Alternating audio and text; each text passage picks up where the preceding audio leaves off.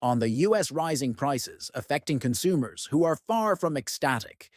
The egg prices have soared 15% in the latest US inflation report.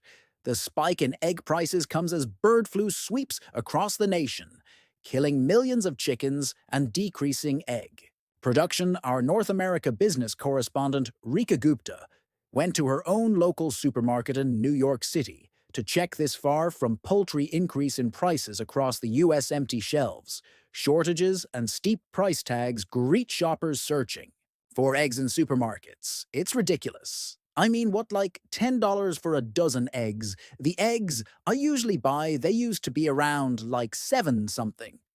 Now they're around like 10 egg prices. Have broken record after record as bird flu spreads across the country, killing millions of. Chickens average wholesale prices for large, white eggs reached $8 a dozen.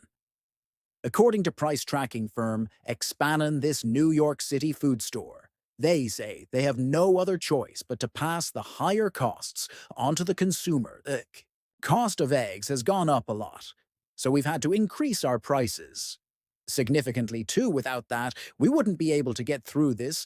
This is my local market in New York City.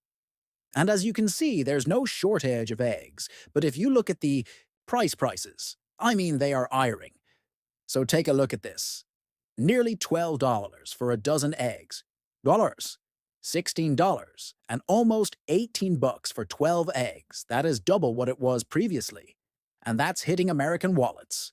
Many consumers paying their grocery bills still feel the pain from a pandemic. Run-up in prices. Inflation rose to 3% in January, worse than expected as egg prices 15% in a one-way street. The egg price explosion poses a political problem.